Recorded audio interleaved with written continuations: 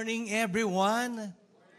Good morning. Can you give your beautiful smile to the person seated next to you and say to that person, I'm glad that you're here today.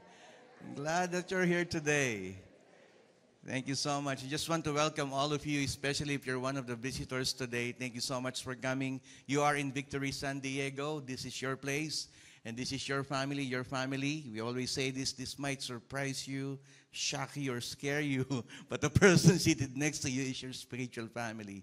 You're here. You belong here. Thank you so much for coming.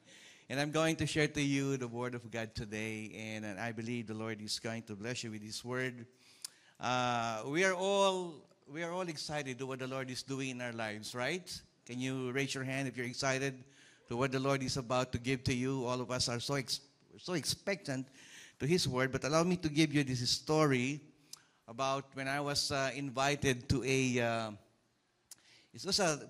was a political dinner in the Philippines. I was invited by one of my politician friends. And then he asked me if you can come to me here in one of the hotels in Manila. And then I said, yes, of course, why not?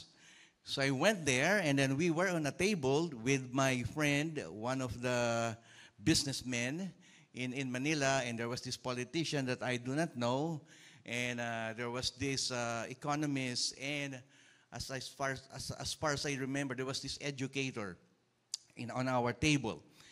And then when we were talking, we're so excited talking about what's going to happen in that party. Then all of a sudden, there was this man, like very serious kind of person, wearing this barong, the national dress or clothes in the Philippines for a man.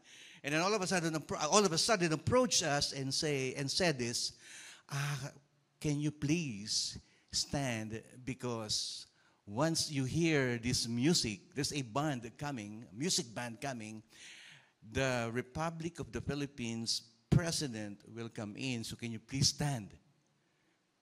And I was thinking, why should we stand? Why should I? We're just talking about it. And another thing, as far as I remember, I did not vote for that president, so why should I stand? And then we kept on talking about it, and some of my friends on the table don't know what to do. We are just thinking, well, there's no other way but for us to stand and pay honor and give respect to that president. I was looking at them and thinking of this, that, no matter who you are, no matter your social standing is, or no matter your family name is, or political beliefs, or economic background, you have to stand and pay honor and respect because someone important is coming in. Now, how many here believe that if a country's president deserves honor and respect, how much more our God in heaven, who created the heavens and the earth, deserves our respect, deserves our honor and reverence. And that's what we are going to do today. I know that the Lord is in our midst today. Do you believe that? He is not coming in, He's here. He's already here in the midst of us. And He deserves our reverence and our respect. With that, I would like to ask you to please stand and let us give our reverence and honor to the Word of God today. In Genesis 49:10, it says, the scepter shall not depart from Judah, nor the ruler's staff from between his feet, until tribute comes to him, and to him shall be the obedience of the peoples. Let us all bow our heads right now. Lord, thank you so much. Thank you, Lord, for we can come to you today. We can stand before you, the God of heavens and the earth, the one who created us. It's always a privilege, Lord God, to come to your presence and to hear from you. And Lord, with a humble heart, with humility, Lord, I pray that you prepare our hearts and our minds to listen to your voice and to hear from you. In Jesus' name, amen. Amen. Take your seats. Now, let me just share to you the background of this text that we have read a while ago. This is a short verse that we are going to talk about today. It's very short, but the meaning is very, the word is, the meaning of that passage is very important to us, for us to understand. It's very substantial when it comes to understanding about this coming season, this Christmas, or this Christmas season. If we're going to look at that, the verse that we have read is part of Jacob's blessing to his 12 sons. And you're going to look at it carefully. Specifically, there was a name there, the name Judah, that is, or that was identified as the tribe that through Judah, kings will come. The kings will continue in the tribe of Judah. In other words, that is a prophecy, a prophetic message, not only to the 12 sons of Jacob, but to the nation of Israel in the future, that the ultimate king will arise from Judah's lineage. There will be an ultimate king. So if you're going to continue reading, you're going to find these words that says, until tribute comes to him. Until the tribute comes to him. Some translation, if you're going to read that passage in Genesis 29, or rather 49:10, in King James Version or New King James Version, the phrase is, until Shiloh comes. Or they interpret it as the Messiah come. Why Messiah? Because it says to the one, other translation, to the one whom it belongs, to the one who brings peace. Until Shiloh comes. In other words, until Shalom comes. Until the peace comes. Now, how many here believe that when Jesus came here 2,000 years ago, the Prince of Peace came? Amen. And that's Christmas. Can we give a clap to the Lord for that? The Lord, thank you for coming. Thank you for bringing us peace. Now, when we look at that, it means that if it is a prophecy, the foretold king is what? It's Jesus. He is the foretold king. So maybe for some of you, you're going to think, what kind of kingship does Jesus have according to that prophecy? Now we know that the king, the Prince of Peace is coming, or came 2,000 years ago. What kind of kingship does Jesus have according to that prophecy? Let me share to you two things from that verse that we have read a while ago. We can only dissect it into two definition of the kings that they've been waiting, that we've been waiting, and now we know it already that it was Jesus, or it is Jesus. Jesus is the King of Kings. Do you believe that Jesus is the King of Kings? Jesus is the King of Kings. In Genesis 49:10, we can see that. It says, the scepter shall not depart from Judah. Now, say the word scepter. Now, the word scepter in ancient Israelite culture, the word scepter is a symbol of authority, governance, and kingship. That's the scepter. So if you have a scepter on your hand, it means that you have the authority, the governance, and the kingship. Now, the kingdom of Judah, if you're going to study, the kingdom of Judah had a total of 20 kings from the time of its establishment as a kingdom. You have to listen carefully because we're going to have a short quiz after this.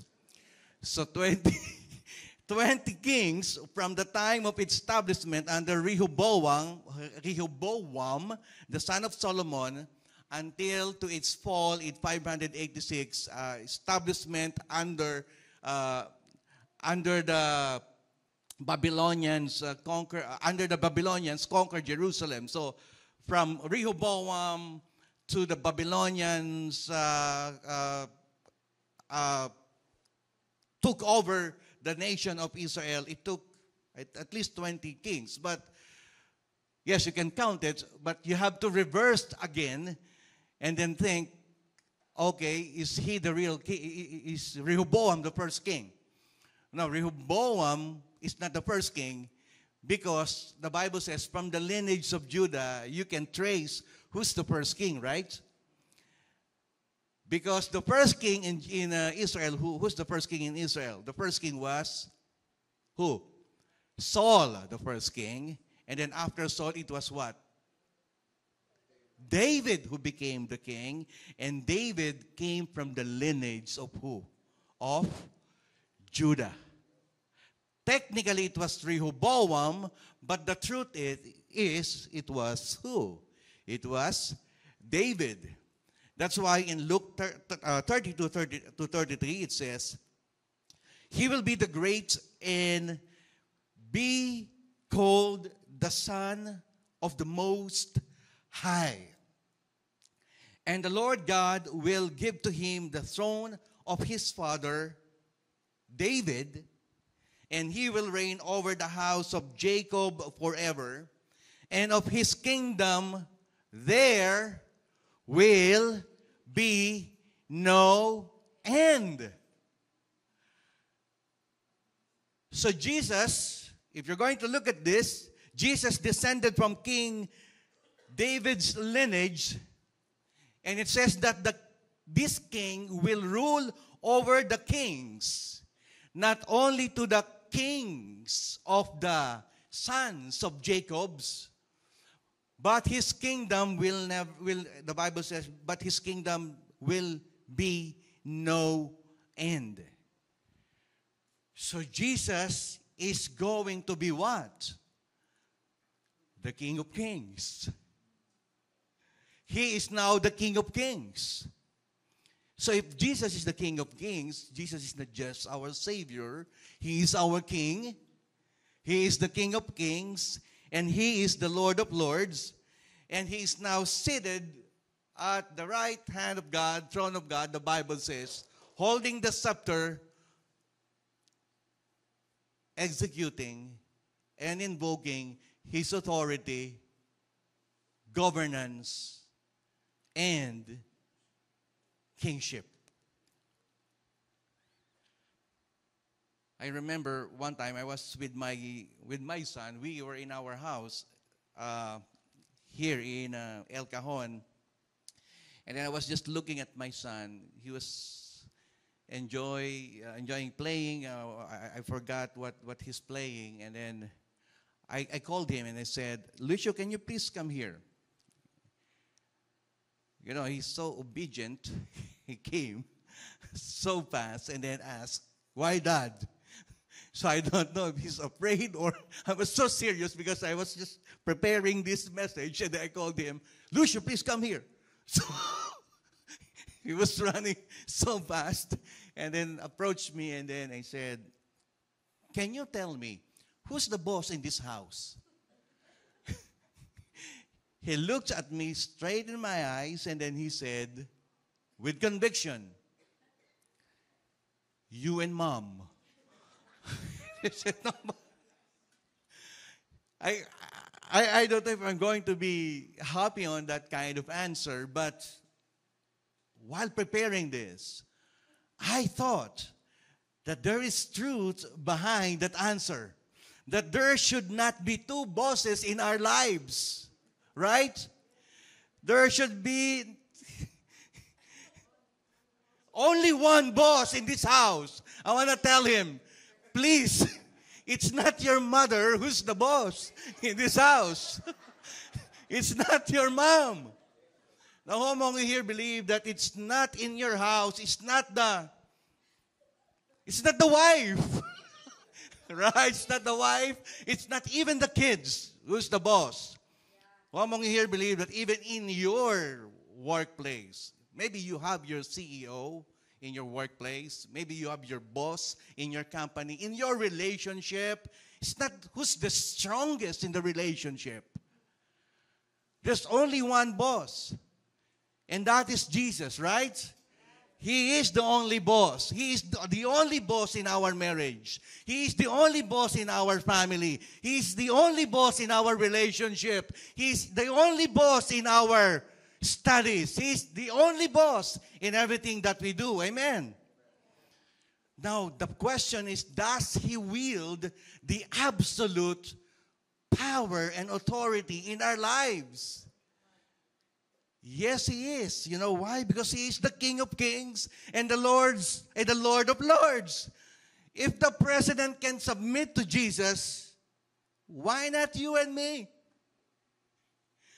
If Pastor Robert can submit to Jesus, I don't know about you, but of course I will, right? He is the authority. I am the authority. Some of you are authority, and you know you have authority. You're under authority, and those authorities are submitting to God. So we can say, Lord, you are the King of Kings, the Lord of Lords, and who am I not to submit to you and follow you? But God is not just, or Jesus is not just the King of Kings. He is also a shepherd king. Jesus is the shepherd king. In Genesis 49:10, again, let me just read. The scepter shall not depart from Judah, nor the ruler's staff from between his feet. Ruler's staff, often associated with shepherds, it emphasizes leadership, care, and protection. That's the ruler's staff. We were in Israel one time, and I saw this shepherd shepherding his sheep. Literally, I was so starstruck when I first saw a shepherd having that kind of staff on his hand. I was just starstruck because I was just reading that in the Bible, and then all of a sudden I saw that. But the meaning behind that staff is all about care and protection. You know, the nation of Israel, during the time of Jesus, they were just waiting for the king who will deliver them to the rule of the Romans, right? If you remember that, they were praying, and Lord, one day send us this kind of king like Moses, who's a deliverer. Or they were praying that one day there will be a king like King David, who's a conqueror, the conquering king. They were praying for that kind of king. And then all of a sudden, here comes the great shepherd. The shepherd king who came to that nation of Israel. Some of you, you're familiar already about the book of Psalms. And one of your favorite verses in the book of Psalms is Psalm 23. You memorized that already. I can show it to you, but you don't have to read that. But we know that the meaning, the definition, you know, the message behind that Psalm 23, 1 to 6, about the shepherd's actions to his sheep. What are those? The shepherd what? Provides. He provides. It says, I shall not want. The shepherd king ensures that his sheep will have the food, the water, and the shelter, the basic necessities. I'm so glad that the Lord, the King, in my life is a good shepherd, the shepherd king, who is always thinking of my basic necessities. And in his supervision to me. He knew exactly. He knows it that I am in need, and He will provide for my need. Now, don't you know that in God's supervision, there's always provision? Amen. Because He is our shepherd king. Not only He provides, but He leads. It says He leads me in the paths of righteousness for His name's sake. He guides us with His gentle voice. The Bible says, the sheep listen to the voice of the shepherd. Because of what? Because of the voice of the shepherd. Who among you thank God because the Lord don't need to shout on you in order for you to God gets your attention, right? You among you appreciate the Lord. That the Lord will not, in the middle of the night, for some of you here, I don't know, in the middle of the night, you woke up, you think you're dreaming because the Lord is shouting on you. You say, obey! Or not. No. Thank God, because every time you read the Bible, every time you listen to the preaching of the Word, every time you listen to a godly counsel, you listen to the person, but you listen to the still small voice of God that leads you to the right directions and decisions in your life. Not just leading, but He protects. It says, even though I walk through the valley of the shadow of death, I will fear no evil, for you are with me. He provides security, even in life's darkest and most challenging moments. I thank God because His presence and His power, the way He conveys His protections, dispels fear in my life and in your life.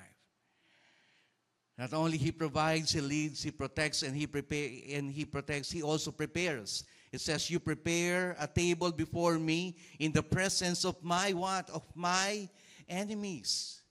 The Lord is going to prepare a table in front of your enemies. Think about this. In front of your enemies. You are not yet winning, okay, your enemy.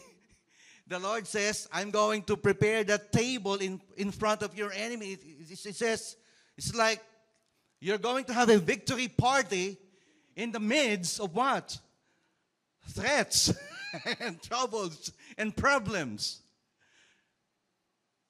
That's how the shepherd king come to us and express his kingship over us.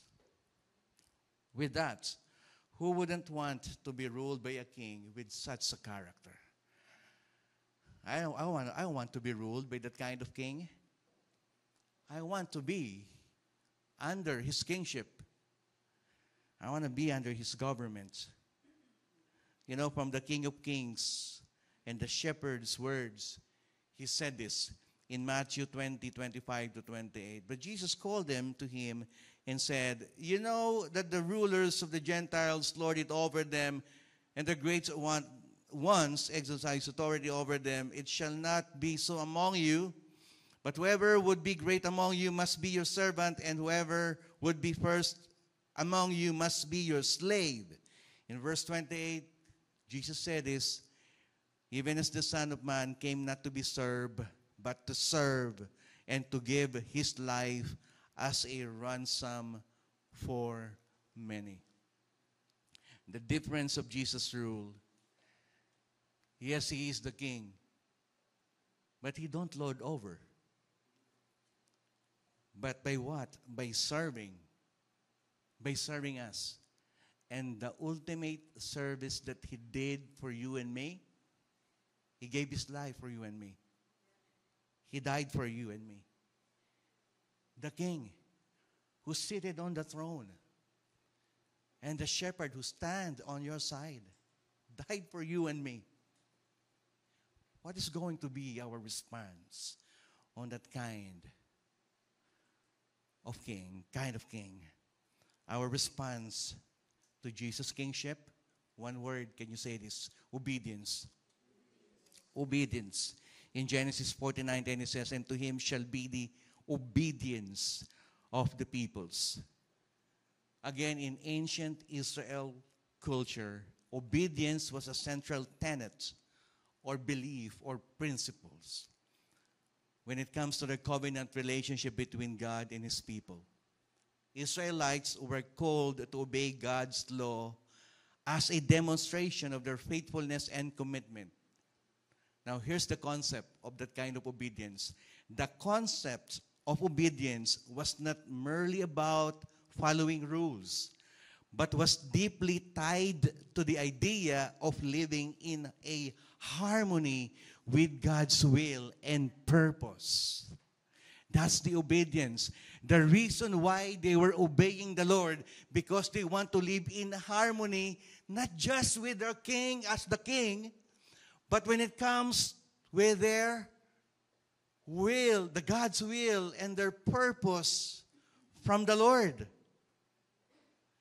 So when Jacob was prophesying, declaring that kind of prophetic message to his sons,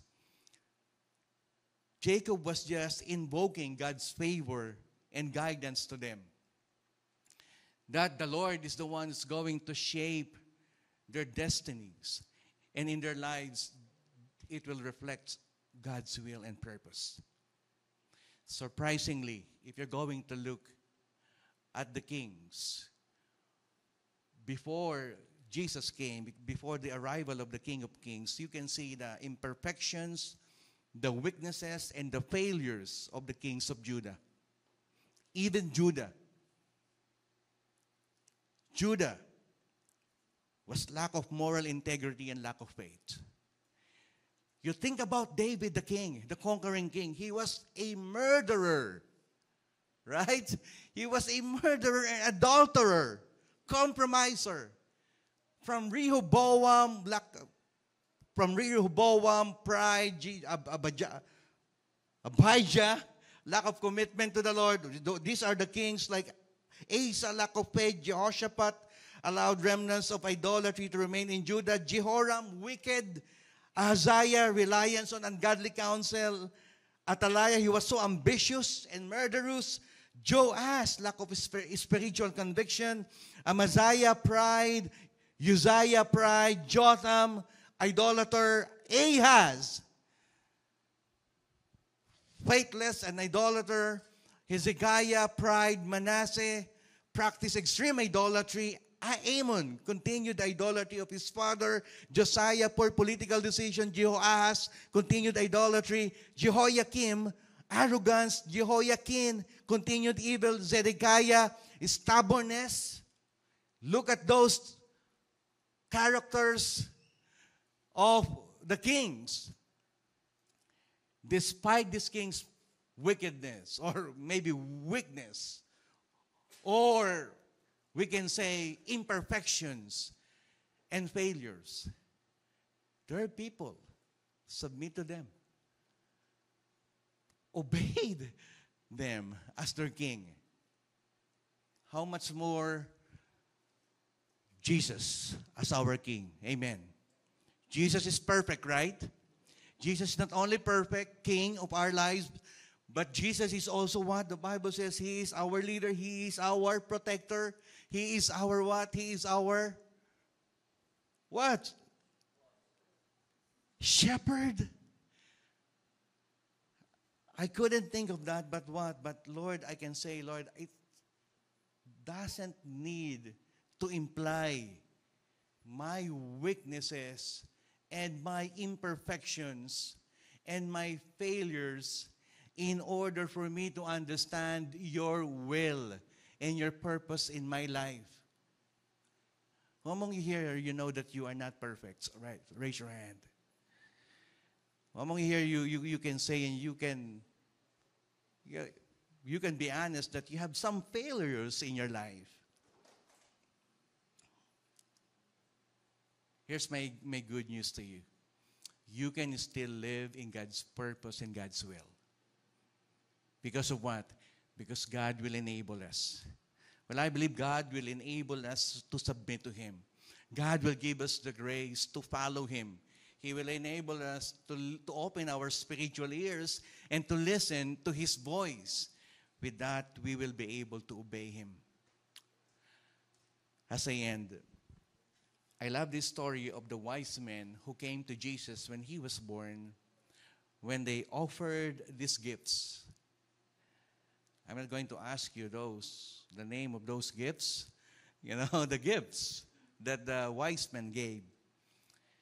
I believe like the wise men who brought gifts to Jesus, we are also called to bring our tributes, our gifts when it comes to our lives, our talents, and our devotion to Him.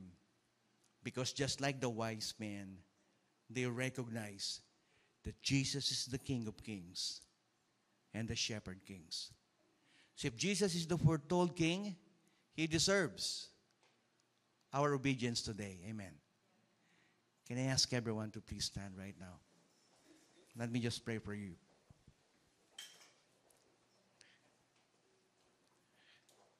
Bow your heads with me. Father, thank you so much again for the relationship that you have given to each one of us. To connect with you, to understand you, Lord, to know you, that you are our King. Lord, that you came here on earth 2,000 years ago, Lord God, not just to save us, but Lord, for us to be governed by the most compassionate, loving, kind, gracious, merciful King of our lives. And that is you, Lord Jesus. Lord, let it be the meaning of Christmas for each of us today, Lord God. And right now, Lord, as we come to you, Lord, we want to come to you because we want to submit to your authority. Lord, we want to come to you because we want to be governed by you, Lord God. And as you bow your heads with me and you close your eyes, if there are any areas of your life where you want to submit to Jesus' lordship, to His kingship, can you please raise your hand and say, Lord, I want to submit this area in my life. Because sometimes I am the one ruling this kind of life, Lord. I am the God, I am the King, I am the Lord. But Lord, I want to submit it to you. If you raise your hand, let me just pray for you. God, I pray for your overflowing grace. Lord, let your heart, let your mercy, let your grace, Lord God, come and flow through the lives of your people today. As they raise their hands, Lord Jesus, I pray, Lord, that you empower them and enable them to submit to your lordship, to overcome that kind of struggle and problem, Lord God, and to have the delight when it comes to following you as their Lord. Thank you, Jesus. Thank you, God. Another group of people that I want to pray. If you are seeking God's provision as your shepherd king, seeking God's leadership and protection and security, raise your hand. You're saying, Lord, I need your leadership. I need your provision. I need your protection. Lord, let your people not just feel your presence, but let them experience, Lord God, your provision, your protection, your leadership, your security, Lord Jesus. Lord, allow them to taste and see that you are good right now. In Jesus' name. Amen. Amen. Thank you, Jesus. Thank you, Lord. Lord, I thank you so much. Can we all lift our hands to God right now? Lord, we thank you so much once again for your goodness. Thank you, Lord God, for your character.